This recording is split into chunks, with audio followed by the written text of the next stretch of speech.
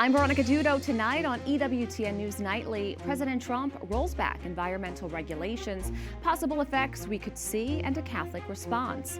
The House passes a bill requiring identification in order to vote, and your driver's license may not be enough. We break it down. Plus, a Lenten pilgrimage, how Pope Leo is going beyond the Vatican walls to connect deeper with his flock. These stories and more tonight. From EWTN, the Global Catholic Network, this is EWTN News Nightly. Thank you for being with us on the feast day of Saints Saturninus and Companions, martyrs of Abytina in Africa. Our top story tonight, the Trump administration describes it as the largest deregulatory action in American history. The Environmental Protection Agency is doing away with the endangerment finding. It's an Obama-era policy that determined carbon dioxide and other greenhouse gases endanger public health, but the move is creating strong pushback and criticism with legal challenges certain. White House correspondent Owen Jensen reports. Veronica, good evening to you. President Donald Trump says his administration's deregulatory action will eliminate over $1.3 trillion of regulatory costs, and he's zeroed in on car prices. Today in the Roosevelt Room of the White House, President Donald Trump says his administration is officially terminating the so-called endangerment finding, a disastrous Obama-era policy that severely damaged the American auto industry and massively drove up prices for American consumers. The president says auto consumers will save thousands of dollars. This action will save American consumers trillions of dollars and will lower the average cost of a new vehicle by close to $3,000. The endangerment finding is the legal underpinning of nearly all climate regulations under the Clean Air Act for vehicles and power plants, and is used to justify regulations such as auto emission standards. The National Resources Defense Council blasts the EPA, writing, "Instead of doing its job to keep people safe, the agency is systematically dismantling protections for the environment." And it says getting rid of the endangerment finding would reverse the single largest action to cut climate pollution in U.S. history. Senator Chuck Schumer calls it a radical move that flies in the face of basic science. Let's be very clear what this announcement represents. It is a corrupt giveaway to big oil, plain and simple. Lee Zeldin, the EPA administrator, has criticized his predecessors in Democratic administrations, saying they were willing to bankrupt the country in an effort to combat climate change. Zeldin says with the move today, taxpayers will save. And what that means is lower prices, more choices, and an end of heavy-handed climate policies. And Ag Secretary Brooke Rollins discussing the policy change and its impact on farmers. This removal of the endangerment finding is just going to be huge regarding, what they're required to have in their tractors, the emissions, etc. It's now going to take a huge burden off. So we're very grateful for that. The president under pressure to help bring down costs for Americans, telling reporters, "We've basically stopped all windmills in this country. It's the most expensive energy you can get." President Trump also said, in addition to car prices tumbling down dramatically, his words, he said cars will start easier and work better. And he also said fossil fuels have saved millions of lives. At the White House, Owen Jensen, EWTN News Nightly. Joining us now is Erin Lothis, Catholic theologian and expert in Catholic social teaching. Erin, thank you so much for joining us. Thank you. So first, can you tell us a bit more about the endangerment finding? Sure. The endangerment finding is a ruling that was established in a 2007 Supreme Court ruling, and it recognizes that greenhouse gases such as carbon dioxide and methane are pollutants when they harm human health and future generations. So for more than 15 years, the endangerment finding has provided scientific and legal foundations for limiting pollution from vehicles, power plants, and industry.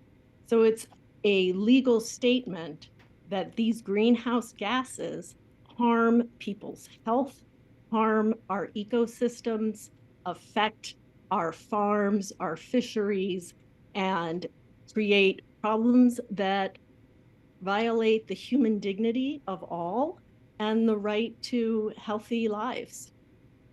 Now, in his encyclical on the environment, Laudato Si, Pope Francis emphasizes the relationship between the environment and mankind, and he builds on the teachings of previous popes. How are Catholics encouraged to view the environment and ecology?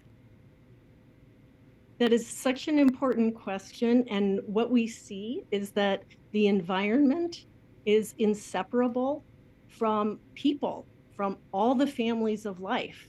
We live in this beautiful earth that is God's gift to us. God is our creator. We did not create the earth. We received it as a gift to steward, to care for, and to ensure that its gifts, its food, water, everything that grows is meant for the well-being of everyone. And so this is a responsibility that all Christians, all Catholics, and every person living on the planet has to care for our common home so that all can flourish. And what we're seeing under the climate crisis, what many people call global weirding, it doesn't always look like warming in some places. It looks like the weird patterns of storms and weather we're seeing. These crises hit the poor first and worst. The poor suffer the most from these impacts. And we are reminded that the early Christian communities cared for each other and prioritized meeting the needs of all. And so that is our call as Christians to act in the global church, to take care of all of the families of the world in a sense of unity, caring for the poorest, the most impacted. And the endangerment finding was a way of recognizing the cause of this harm. So it's a very serious concern to remove this protection that protects the dignity of life and recognizes our responsibility to act as stewards, taking care of God's creation. Erin Lothis, thank you. Thank you. A months-long immigration enforcement crackdown in Minneapolis is coming to an end. White House border czar Tom Homan made an announcement in a press conference earlier today. I have proposed, and President Trump has concurred, that this surge operation conclude. A significant drawdown has already been underway this week and will continue through the next week. Homan says public safety threats were removed following the arrests of undocumented migrants with criminal records. Federal authorities say the sweeps focused on the Minneapolis-St. Paul metro area have led to the arrest of more than 4,000 people. House Republicans have passed a bill backed by President Trump that would impose strict voter identification requirements. Republicans insist it's needed to prevent non-U.S. citizens from voting in elections. Democrats argue it would restrict access and discourage people from going to the ballot box. With more on that and what it might mean for voters, let's check in with Capitol Hill correspondent Eric Rosales. Eric. Good evening, Veronica. When you go to your polling station in the November midterm elections, you may have to arm yourself with more than just your driver's license to vote. That's because a bill called the Save America Act is now going to require a government-approved ID to cast your ballot.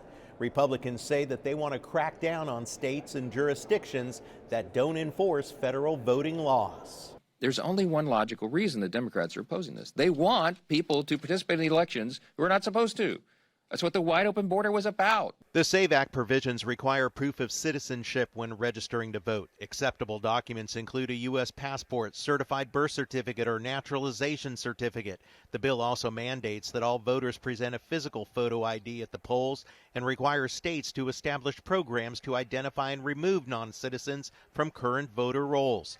This means your driver's license or even a federal real ID won't work And only about half of the population have valid passports. So many people don't have the documents. What is the solution for passports? What's the solution to prove your citizenship? They're putting all of these really tough regulations on people to not be able to prove that. Democrats accuse the Trump administration and Republicans of trying to suppress voter turnout.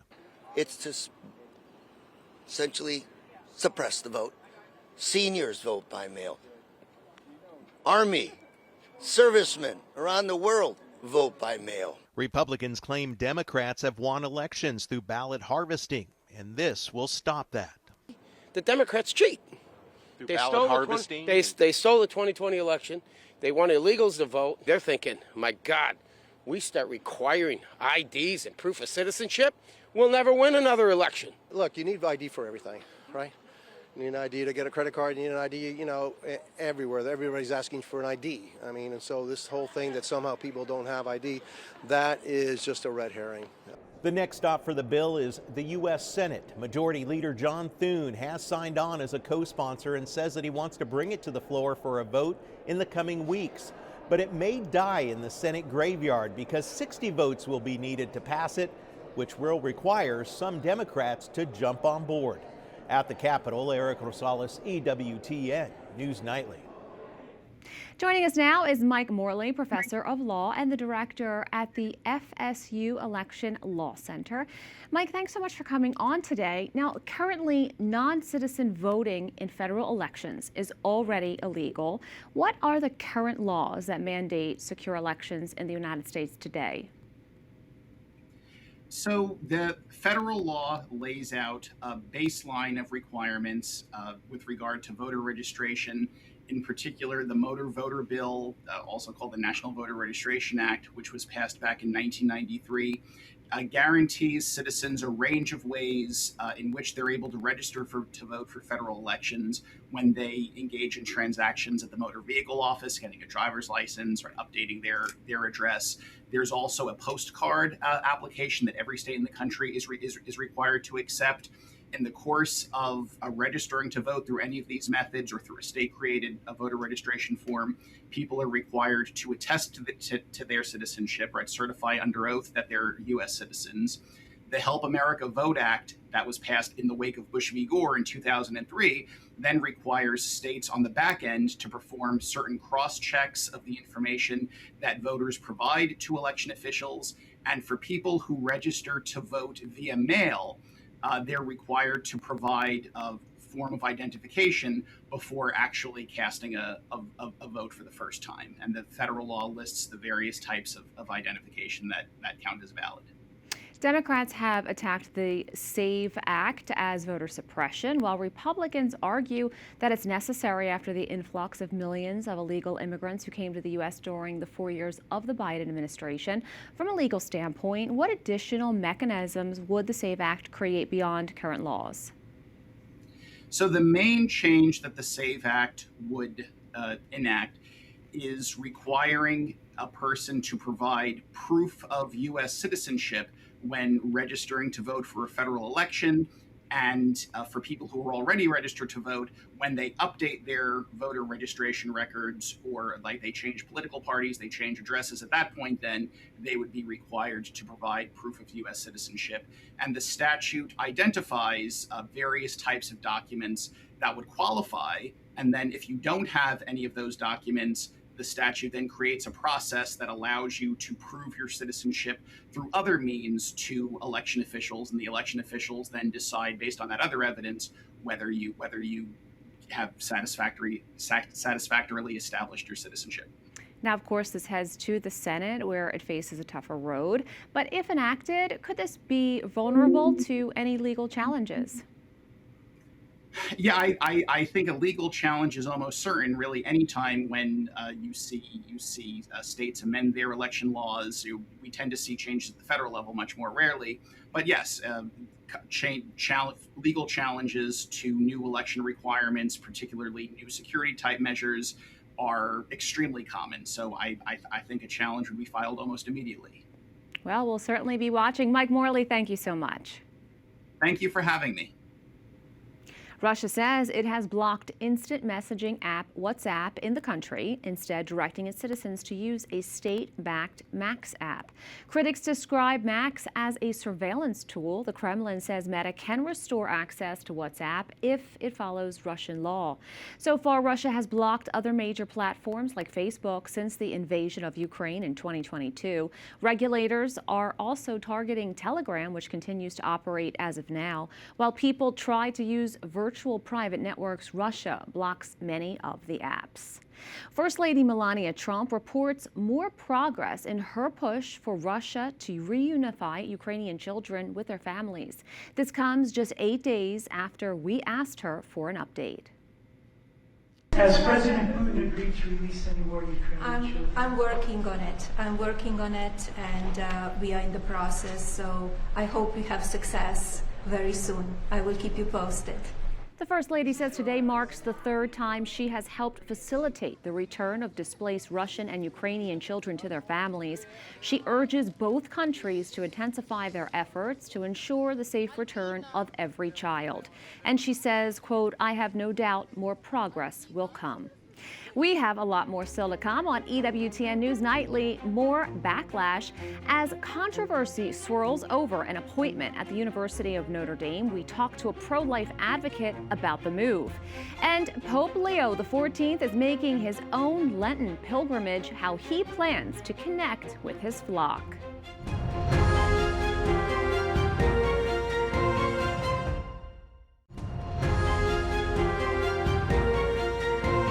Welcome back. Responses continue to pour in over the controversial appointment made by the University of Notre Dame of a pro-abortion advocate to their academic staff. Susan Ostermann was appointed as the director of the Lew Institute for Asia and Asian Studies and has publicly advocated for abortion rights.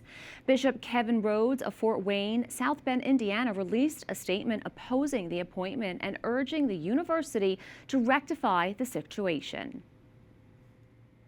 Joining us now is David B. Wright, founder of 40 Days for Life and executive director of the Life Leadership Conference. David, thank you so much for joining us. It's an honor to be here with you. So the response to Bishop Rhodes' statement was both swift and robust. You also weighed in yourself on X. Can you share with us your reaction? Well, first of all, I was so thankful that Bishop Rhodes was such a courageous leader to be able to speak out, and he has a responsibility as the local ordinary of the Fort Wayne and South Bend diocese, and for him to say that this is unacceptable and is a differentiation from Notre Dame's position as a stated pro-life institution and a Catholic institution, and to appoint Professor Ostermann into this leadership role pending this upcoming July 1st date it just cannot work. It cannot happen. So what was really encouraging to me was not only Bishop Rhodes' leadership, but then to see Bishop Robert Barron and Archbishop Aquila and Bishop Olson and others weighing in, as well as voices of students and pro-life leaders and so many others. And what I think it's important to realize is this is about, does Notre Dame want to maintain its Catholic identity and its stated pro-life stance? Because Professor Ostermann has taken very decisive positions that counter to that, and for her to be nominated to this position is really antithetical to that Catholic identity. Professor Ostermann has stated that the pro-life movement is founded in racism, and yet she fails to mention that the abortion industry's largest provider, Planned Parenthood, was founded by Margaret Sanger, who in her own autobiographical writings bragged about speaking at a KKK rally, and she wanted to get rid of the unfit and the feeble, and she was a racist eugenicist. And she also said, Professor Ostermann said, that abortion was consistent with Catholic teaching in international development, and that is, of course, not the case. So I and so many others are thankful of Bishop Rhodes' leadership. That's what Episcopal leadership should be. And we're thankful for others who are weighing in with their voices. And it's very important for Notre Dame to now weigh this and say, there is still time, as Bishop Rhodes said in his statement. They have until July 1st before this appointment becomes official. They could still make a change, and they could decide we are going to have leadership of a Catholic university publicly reflect Catholic teaching so as not to create scandal.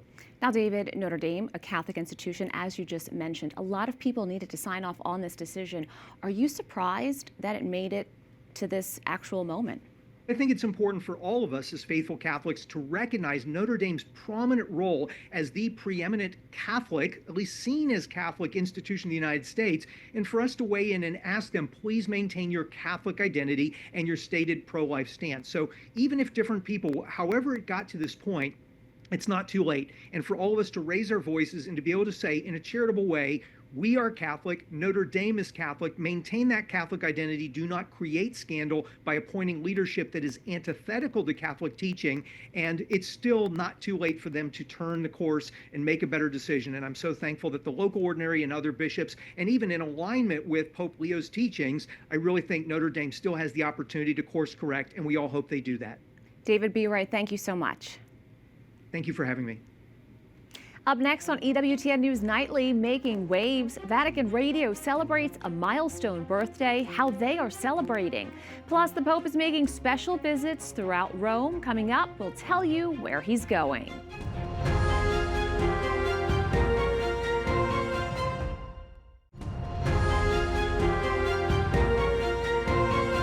Vatican Radio turns 95 today and celebrates decades of its transmission of the gospel, the voice of the Pope, and the papal magisterium.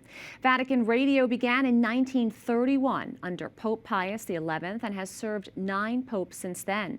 During World War II, Vatican Radio reunited thousands of missing persons and followed the events of the Second Vatican Council. Its anniversary coincides with World Radio Day, begun by UNESCO in 2012. Starting this Sunday and throughout Lent, the Pope will visit several parishes in Rome. The first will be on Sunday afternoon in Ostia, located on the coast of Rome. EWTN News Vatican correspondent Valentina Di Donato has more. This Lent, Pope Leo XIV is stepping beyond the Vatican walls, visiting 5 churches in the outskirts of Rome to be close to his flock as the Bishop of the Eternal City.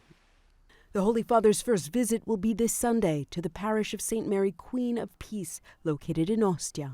The area faces a number of challenges, including struggles with drugs, but it's still able to persist due to spiritual resilience, a resilience which has grown with the news of Pope Leo's upcoming visit. We are the first. So there is a great excitement and a great attention from all of us. The community of Ostia is really so excited, not just our parish, but all of Ostia.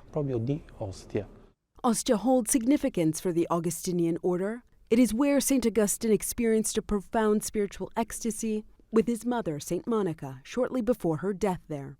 It holds a great connection for Pope Leo. To do extraordinary big things. EWTN News Nightly went to the parish and spoke to Assistant Pastor Father Thomas, shedding light on why Pope Leo chose this seaside parish. This church, when they began it, it was with the Augustinian fathers, the order of Pope Leo. And they laid the foundation, but they couldn't finish. So the Pope asked the Palatines to take it, and our general at that time sent the Irish Palatines all over America to take up collections to finish the church. So there's also an American connection here. The basilica has the images of Mother Teresa, Martin Luther King, and Gandhi, all winners of the Nobel Peace Prize, representing an ecumenical message towards the mission of peace.